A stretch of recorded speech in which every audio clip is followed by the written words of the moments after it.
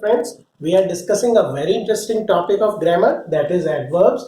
और एडवर्ब्स में दोस्तों हम बात कर रहे हैं एडजंक्ट्स की। मैंने आपको बताया था कि एडजंक्ट्स वो एडवर्ब होते हैं स्पेशली जो they give information regarding circumstances of the verbs. हमने डिस्कस करा टाइम को बताने वाले वर्ब कब एक्शन कब हुआ, जो आंसर करते हैं हमारे व्हेन को। हमने देखा एडवर्ब्स रिलेटेड विद स्पेस, जो बताते हैं हमारे को information related with action where कहां पर हुआ, रिलेटेड विद फ्रीक्वेंसी, उस एक्शन के होने की जो फ्रीक्वेंसी है वो कैसी रही। Today we are going to discuss a very interesting counter part, और वो है एडवर्ब्स ऑफ फोकस या एडजंक्ट्स ऑफ फोकस। जैसा कि नाम ही बता रहा है फोकस, फोकस जो एडवर्ब्स है इनका बेसिक जो फंक्शन होता है वो होता है एम्फेसाइज करना एक पर्टिकुलर सेक्शन, एक पर्टिकुलर एलिमेंट के ऊपर। इसमें जैसे ये है कि ये एम्फेसिस कर सकते हैं या तो एक सिंगल यूनिट सेंटेंस की, या इनफैक्ट ये पूरे एक क्लॉज को भी एम्फेसाइज कर सकते हैं। And even there are some focus adverbs जो पूरे एक सेंटेंस के ऊपर हमारा एम्फेसिस, हमारा फोकस डालते हैं। नाउ फॉर टेक्निकल रीजंस मैं हर वीडियो के अंदर ये बात बोलता हूँ, ये जो टर्म्स हैं टेक्निकल टर्म्स, एडिटिव, पर्टिकुलराइजर, एक्सक्लूसिव या इंटेंसिफायर, ये टेक्निकल टर्म्स केवल जो लिटरेचर या लैंग्वेज के स्टूडेंट्स हैं उनके लिए जरूरी है। अदरवाइज हमें सिर्फ ये ध्यान रखना है किस तरह से काम करते हैं। तो ये जो फोकस की एडवर्ब्स हैं इनको भी हम 4 क्लासेस के अंदर बांटते हैं। There are additives, there are particularisers, exclusives and intensifiers. One by one हम इनके बारे में देखते हैं। बड़ा इंटरेस्टिंग तरीका, आप जरूर ध्यान दीजिएगा। ये ऐसी एडवर्ब्स हैं जो हर इंग्लिश स्पीकर यूज करता है, और बड़े माइन्यूट इनकी छोटी छोटी चीजें हैं जिसकी वजह से सेंटेंस स्ट्रक्चर के अंदर हम एरर कमिट कर देते हैं। तो सबसे पहले हम बात करते हैं एडिटिव्स की। देखिए एडिटिव, यहां से आप देख सकते हो एडिटिव ये क्या करता है, ये जब ये एडवर्ब्स यूज होती हैं तो ये इस चीज पर फोकस करती है कि एक काउंटर पार्ट में कोई चीज थी और उसके एडिशन में कोई और चीज आ गई है। जो बहुत सबसे इनमें कॉमन एडवर्ब्स जो हम यूज करते हैं वो है also, both, either, neither, too, ये बहुत इंपॉर्टेंट है, इसको देखेंगे।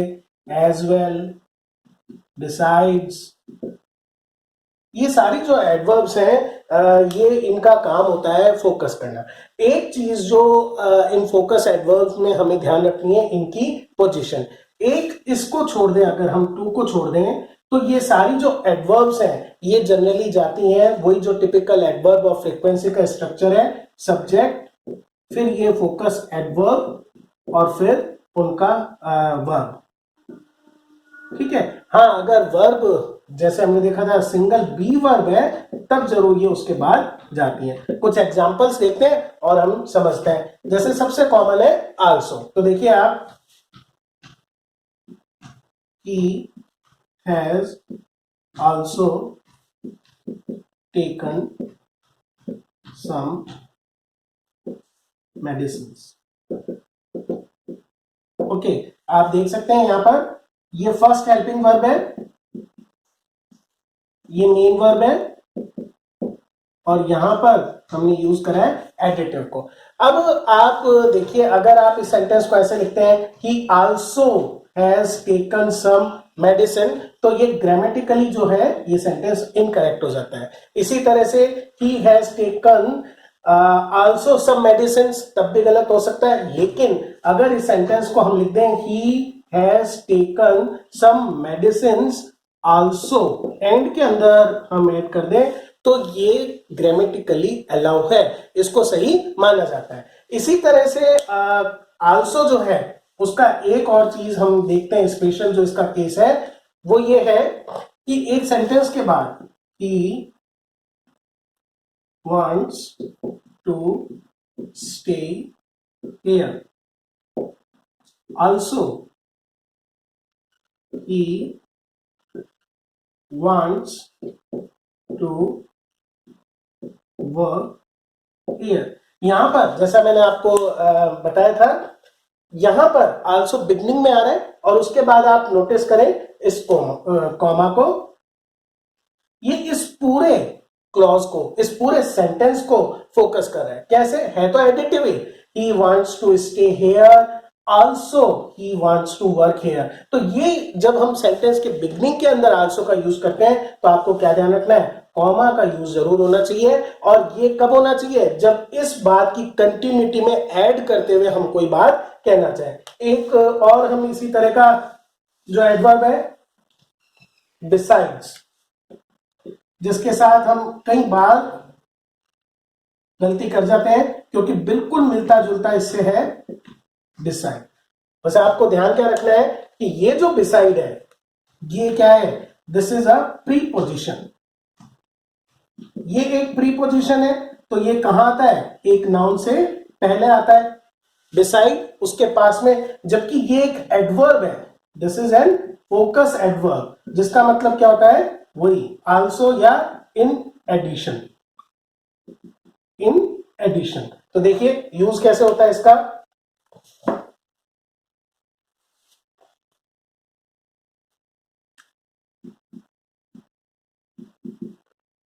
Besides coffee, he also makes sandwiches. Makes या sells anything, यहां पर आप कुछ भी ले सकते हो। यहां आप देख सकते हो कि besides coffee, ये पूरा मैंने इस क्लॉज को क्या कर दिया है? शॉर्ट कर दिया है। एक्चुअल में आप इसको अगर एक्सपेंड करके besides making कॉफी ही आल्सो मेक्स या ही आल्सो सेल्स सैंडविच, इस तरह से जब हम ऐड करते हैं तो ये प्रीपोजिशन नहीं है, ये एक एडवर्ब है जो कह रहा है इसके साथ in addition to selling sandwiches he also, यही वापस से यूज हो गया। अब देखिए आप बोथ का भी यूज कैसे कर सकते हैं? He sells both coffee and sandwiches. ठीक है, अब हम आते हैं इसके अंदर टू के ऊपर। ये एक सबसे जो फोकस एडवर्ब में ध्यान रखने वाला बात है वो टू से रिलेटेड ही है। ये एकमात्र ऐसा एडवर्ब है, फोकस एडवर्ब है, जो सेंटेंस के जिस पार्ट को ये फोकस करता है उसके एंड में आता है। ये पहले भी आता है तब ये डिग्री एडवर्ब होता है, हम ऑलरेडी डिस्कस कर चुके हैं। Look at these two sentences, she is too tired, and she is tired too.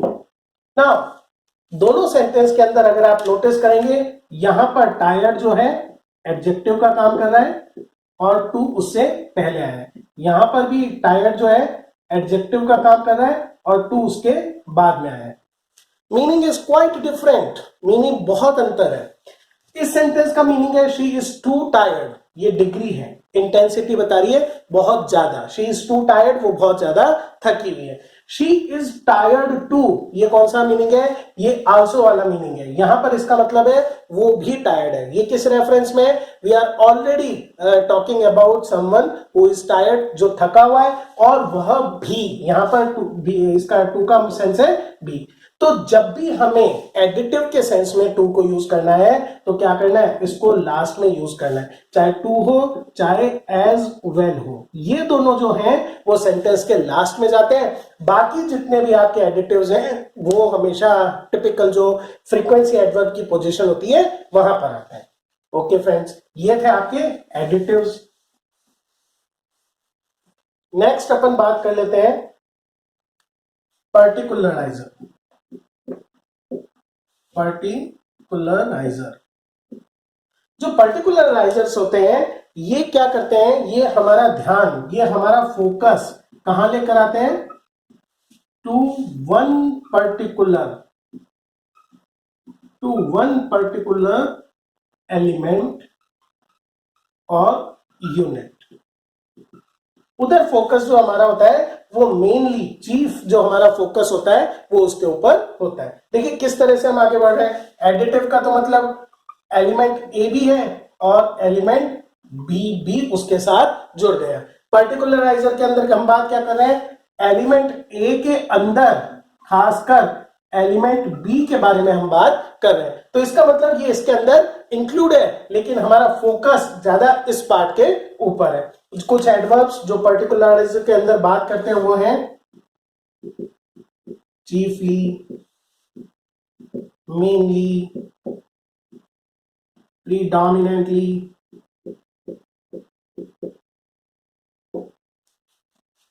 at least, mostly, particularly,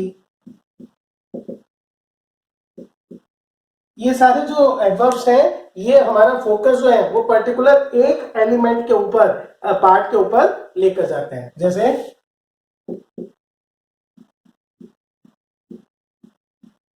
the pandemic is fatal, specially या chiefly फॉर एल्डर्स। अब आप देखिए इसका मतलब क्या है, पैंडेमिक इज फैटल, जो महामारी है वो घातक है, बहुत ज्यादा डेंजरस है सभी के लिए। लेकिन पर्टिकुलरली ये ए का मतलब हो गया सारा, इसमें से भी फोकस किस पर है, एल्डर्स। ए का मतलब टोटल ऑल पीपल, और ज्यादा हमारा फोकस किसके ऊपर है, बी के ऊपर। ए के अंदर एक छोटा सा पार्ट है बी, उसके ऊपर हमारा फोकस है। एक और एग्जांपल से हम इसमें समझते हैं, he is chiefly responsible for the mistake। अंतर देखिए, अगर ये सेंटेंस हम ऐसे लिखते हैं, he is responsible for the mistake, तो इसका मतलब क्या होता है, there is only one person जिसके ऊपर हम ब्लेम कर सकते हैं कि मिस्टेक किसकी वजह से हुई। अगर हम इसकी बजाय लिखते हैं ही इज चीफली रेस्पॉन्सिबल, तो इसका मतलब क्या हो गया, कोई ए, खूब सारे लोग रेस्पॉन्सिबल है, लेकिन उसमें से मेन फोकस हमारा किसके ऊपर है, बी, इस ही के ऊपर है। तो इस तरह से जो पर्टिकुलराइजर्स होते हैं उनका काम जो होता है, वो जो एडवर्ब्स होते हैं वो हमारा फोकस एक बड़ी यूनिट में से उसके एक छोटे पार्ट के ऊपर देते हैं। चलिए तीसरे टाइप के इसके बारे में हम बात करते हैं, और वो है एक्सक्लूसिव फोकस। अब यहां पर क्या हो गया बात, यहां पर बात ये हो गई है कि अभी तक अपन कर रहे थे ये और ये दोनों, अभी हम बात इसमें कर रहे थे पर्टिकुलराइजर के अंदर कि ए में से खासकर बी। अब हम बात करेंगे ए जो है वो टोटल फोकस केवल इसी के ऊपर है, exclusive, there is nothing else, इसके अलावा और कुछ भी नहीं है ध्यान देने लायक। तो एक्सक्लूसिव हो गया, इसके अंदर जो मेन आते हैं हमारे वो है, सबसे जो कॉमन है, only, alone, exactly, just, purely या सिंपली। ये सारे एडवर्ब्स जो है हमारा फोकस देते हैं कि ओनली वन, जैसे ओनली का यूज सबसे कॉमन है, you should read just this book. अब देखिए आप, अगर इस सेंटेंस के अंदर से हम एक बार जस्ट को हटा दें, you should read this book, तो एक ये नॉर्मल एडवाइस जैसा लगता है कि ये किताब पढ़नी चाहिए। लेकिन अगर मैं इसके साथ ऐड कर दूं you should read only this book या जस्ट दिस बुक, तो फिर क्या हो जाता है, मीनिंग चेंज हो जाता है। इसका मतलब केवल एक पर्टिकुलर बुक, टोटल फोकस किस पर हो गया है, एक एलिमेंट के ऊपर हो गया है। आप यहां पर पोजीशन भी देखिए, ओनली और जस्ट को हमें कहां पर लगाना चाहिए, ठीक उस एलिमेंट से पहले लगाना चाहिए जिस एलिमेंट पर हमारा फोकस है। जैसे देखिए कैसे सेंटेंस में मीनिंग आ सकता है, खासकर ओनली के एग्जांपल देखें, only she can solve the problem. चलिए दिस प्रॉब्लम कर देते हैं। अभी ओनली की पोजीशन कहां है? सब्जेक्ट से पहले। हमारा फोकस किसके ऊपर है? क्योंकि एक्सक्लूसिव है, only she can solve this problem. इसका मतलब है देर आर मेनी पर्संस, लेकिन उनमें से केवल वो, only she can solve this problem. Only की पोजीशन अगर हम चेंज करें, she can only solve this problem. अब क्या हो गया? अब हमारा जो फोकस है वो वर्ब की तरफ चला गया है। वो और बहुत सारे काम हो सकते हैं, लेकिन वो एक ही काम कर सकती है। What is that? Only solve this problem. और आगे चलें, she can solve only this problem. अब देखिए मीनिंग में क्या चेंज हो गया? वो सॉल्व कर सकती है बट नॉट मेनी ऑप्शंस, केवल इस प्रॉब्लम को सॉल्व कर सकती है। तो आप देख सकते हैं कि जो ओनली की पोजीशन है, सिमिलरली जो जस्ट की पोजीशन है सेंस के अंदर, वो क्या करती है? वो डिसाइड करती है कि उस सेंटेंस का मीनिंग किस तरह से होगा। तो ये थे आपके एक्सक्लूसिव। और लास्ट जो इसके अंदर क्लास है, कैटेगरी है, वो है इंटेंसिफायर्स की।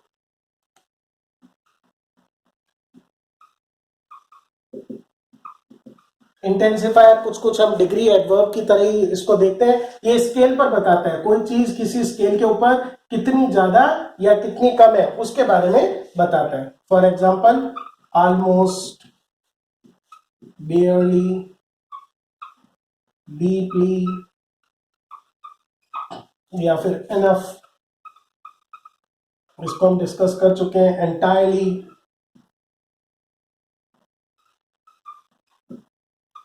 या लेस, लीस्ट, इसी के अंदर आपके मच, मोर, मोस्ट, स्लाइटली। अब आप देख सकते हैं कि ये जो एडवर्ब्स होते हैं ये बताते हैं कि उस चीज का फोकस कितना है। ऑलमोस्ट है, बेयरली है, डीपली मतलब इंटेंसिटी ज्यादा हो गई है, एंटायरली इंटेंसिटी अपने हाईएस्ट लेवल पर है, रेयरली या बेयरली बिल्कुल लो के ऊपर है। जैसे सेंटेंस और ज्यादा समझेंगे, आई फॉरगेट द एड्रेस। अब इस सेंटेंस के देखिए आप, आई फॉरगेट द एड्रेस, इसका मतलब तो क्या निकला? मैं एड्रेस भूल गया। तो इंटेंसिटी है ही नहीं, हो गया। लेकिन अगर मैं यूं कह दूं, I almost forget the address, अब यहां पर ये जैसे ही डिग्री का एडवर्ब आया, इंटेंसिटी का आया, लगभग बिल्कुल भूल ही गया था। इट मींस किसी तरह से याद रह गया। He reached there almost in time. तो देखिए वही बात यहां पर भी, ऑलमोस्ट को कहां प्लेस करना है? जिस चीज के बारे में हमें इंटेंसिटी देनी है कि वो चीज होते होते रह गई। एक और देखिए, आई बेयरली नोटिस्ड द चेंजेस। जो चेंजेस थे वो मेरे नोटिस के अंदर नहीं आए, बेयरली नोटिस। लेकिन अगर मैं ये कर देता, बेयरली यहां पर हट जाता, आई नोटिस्ड द चेंजेस, मैंने